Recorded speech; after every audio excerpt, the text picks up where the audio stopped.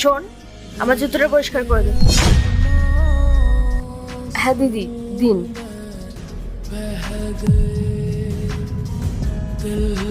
ও hello, তোর মাথা খারাপ হয়ে গেছে নাকি? তুই এসব নোংরা জিনিস দিয়ে আমার জুতোটা পরিষ্কার করছিস? এভাবে তো আরো নোংরা হয়ে যাবে। তুই এক কাজ কর, তুই ওই গামছাটা দিয়ে আমার জুতোটা পরিষ্কার কর।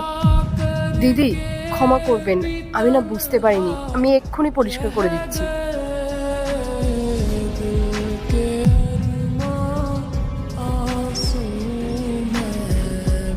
দিদি হয়ে গেছে। আচ্ছা বল, কত টাকা হচ্ছে তোর? দিদি ওই 30 টাকা হয়েছে।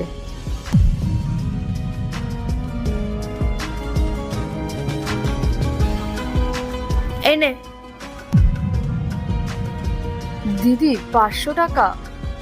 আমার কাছে তো খুচরো নেই, আপনার কাছে 30 টাকা হবে না? না,